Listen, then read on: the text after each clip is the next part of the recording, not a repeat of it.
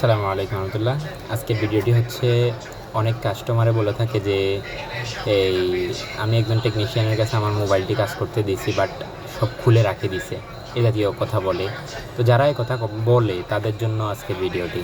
ইনশাল্লাহ আজকে আমি দেখানোর চেষ্টা করব যে একটি মোবাইলের ভিতরে কি কি জিনিস থাকে, আর খুলে রাখার মতো কি কোনো জিনিস আছে কি যেটা আমরা খুলে রাখতে পারি।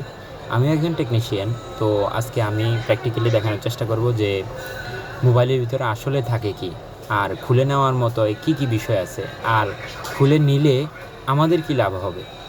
ইনশাআল্লাহ সেটা নিয়ে আজকে আলোচনা করব। আসসালামু আলাইকুম রহমতুল্লাহ।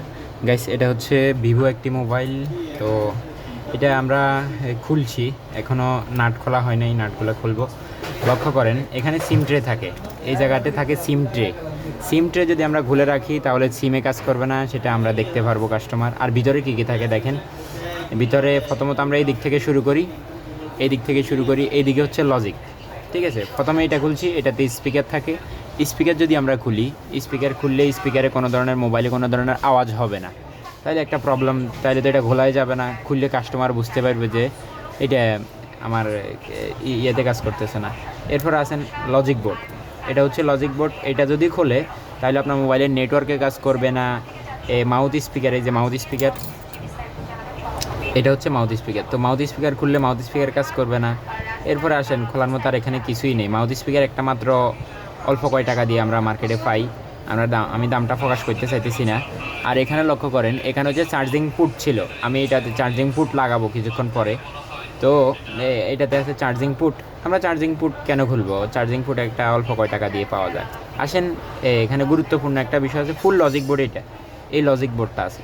তো আমরা যদি বা এটারে সাব পিসিবি বলে কেউ, বা সাববোর্ড বলে থাকে, যদি এইটা খুলে থাকি তাহলে আপনার এই এই সাইডটা পুরোটাই কাজ করবে না। এখানে বড় স্পিকার, এখানে স্পিকারের লাইন, মানে এই স্পিকারটা এখানে লাগে।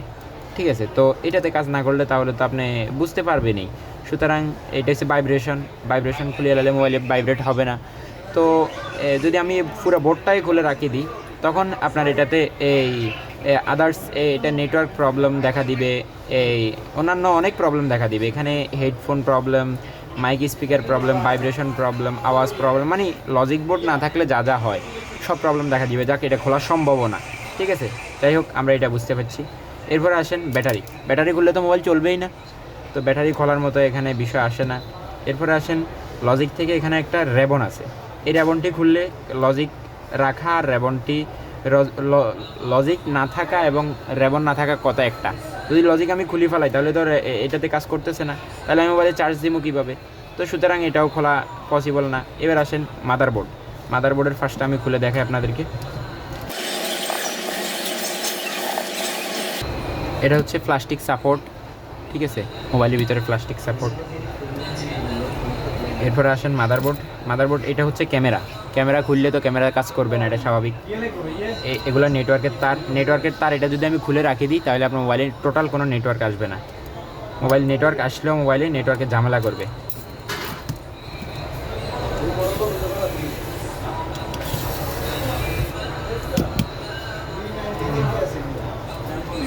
এটা হচ্ছে মাদারবোর্ড। ঠিক আছে, যদি আমি মাদারবোর্ড খুলে রাখি দিই মোবাইলটি চালু হবে না, আর সব কিছু মাদারবোর্ড থেকেই হয়।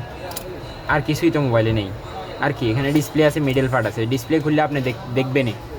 তো সুতরাং এমন কোনো কিছু মোবাইলের মধ্যে নেই যে আমরা এগুলা বলে বিভ্রান্তি সৃষ্টি করব। যারা এগুলা নিয়ে চিন্তা করেন যে টেকনিশিয়ানরা সব কিছু খুলে রাখে দেয়, এগুলা ভুল কথা, বিভ্রান্ত কথা। এগুলা আর সামনে কেউ বলবেন না দয়া করে। যারা বলেন তারা অবশ্যই এই ভিডিওটি দেখার পরে তাদের ধারণা হয়ে যাবে, আর এটা সবার কাছে শেয়ার করে দিবেন। অবশ্যই যারা এই ব্যাপারটা জানে না তাদের একটু ধারণা হবে।